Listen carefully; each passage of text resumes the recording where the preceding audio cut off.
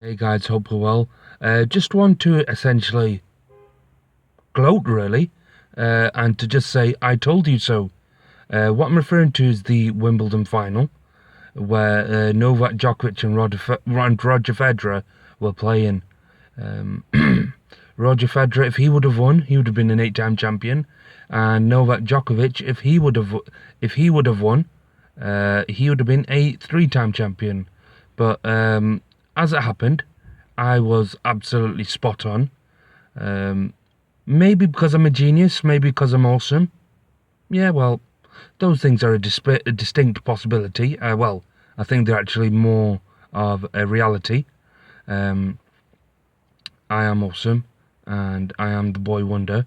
For those of you who've seen my Twitter bio. But what actually want to talk about is Novak Djokovic is now a three-time champion, and he has had a successful defense of his title.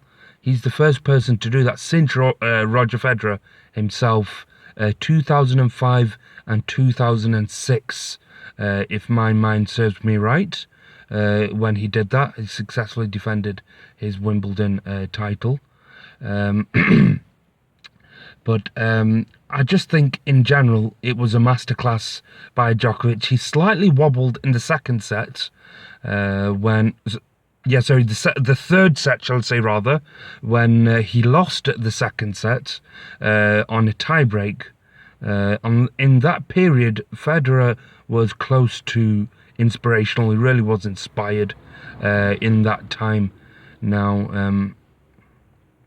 he slightly had to weather the storm, Novak Djokovic, in that time, but this boy is showing that he is a true champion, and he's got a lot of character, because I was convinced at that point that Federer was going to take him to five sets.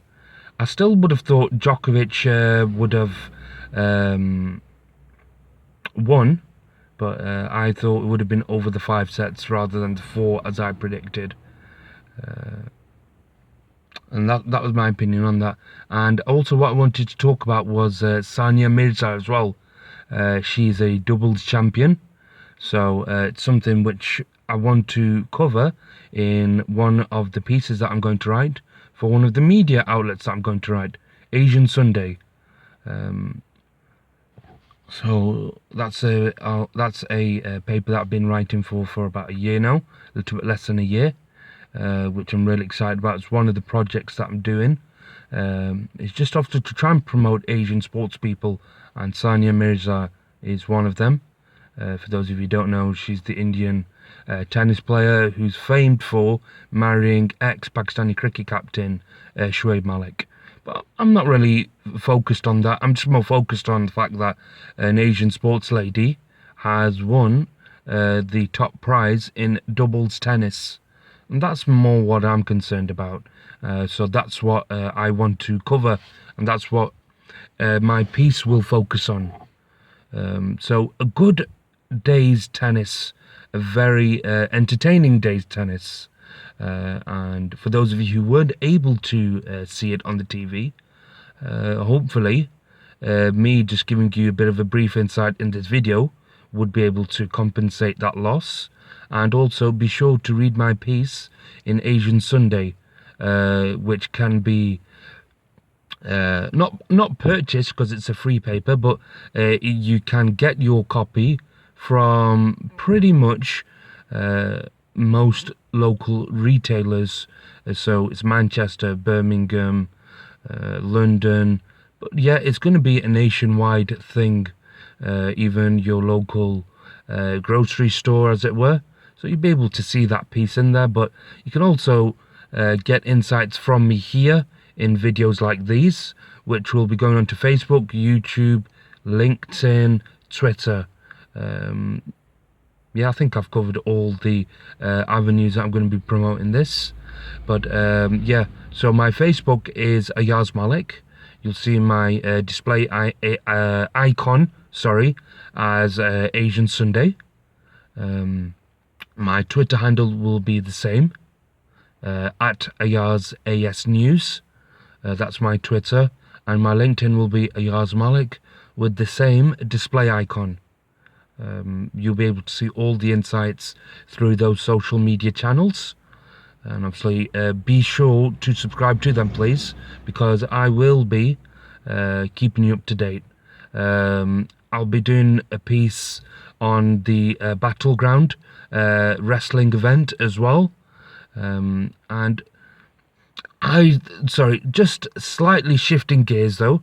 I don't want to talk about Battleground too much, but be sure though to have a look. I want to save most of my thoughts into that piece, which is online, asiansunday.co.uk.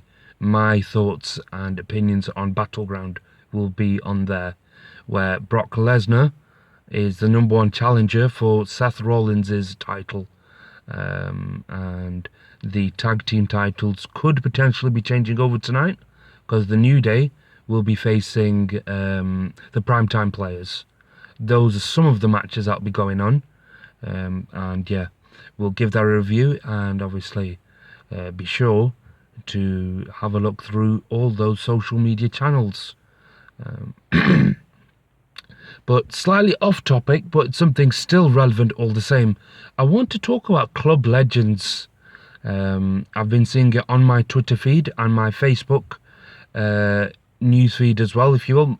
My Twitter timeline and Facebook feed, I've been seeing it.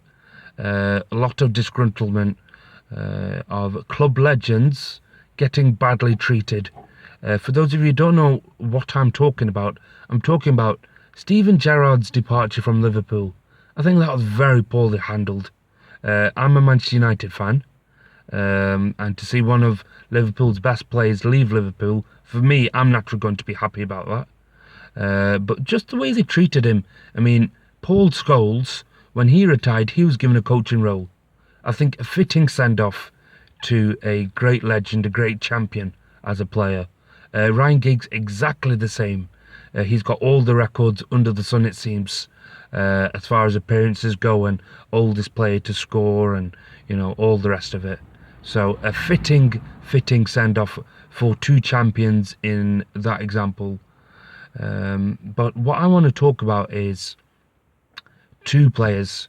Well, obviously I've talked about Steven Gerrard, and I want to talk about Iker Casillas.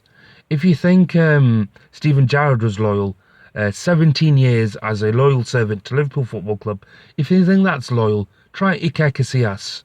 25 years a Real Madrid player, and you wouldn't think it with the send-off that he got. I think it's absolutely disgraceful, the send-off that Real Madrid gave him. Yeah, he had a few very bad years. The World Cup, he obviously struggled. He made a few mistakes. He made a few mistakes in some La Liga matches as well. Yeah, so obviously that was unfortunate.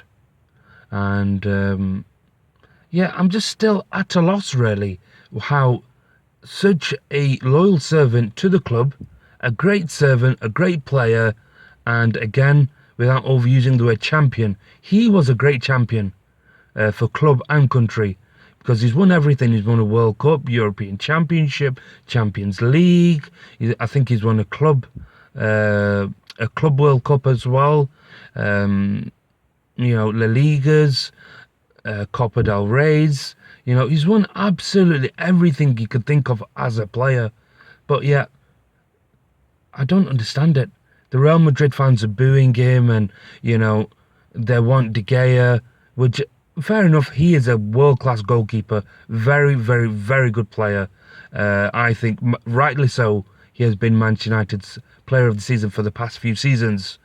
But I really do think, Real Madrid fans, you should be careful what you wish for, because David De Gea took some time to settle in at Manchester United. Don't get me wrong, I'm not on the hate campaign, as it were. It took him time to settle at Manchester United, but I saw that this kid is a very good shot stopper. He made some errors with his crosses, and he seemed a bit weak, but I knew this kid is talented. I knew this kid's going to be going places. That's one thing that I definitely knew.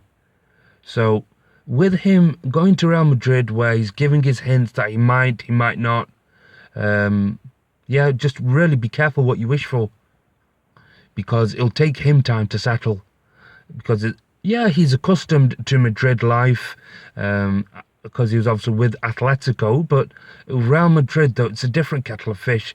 10 times champions, most successful team, club team in the world, probably, in the sense of with just their prestige and the great players that have already played there.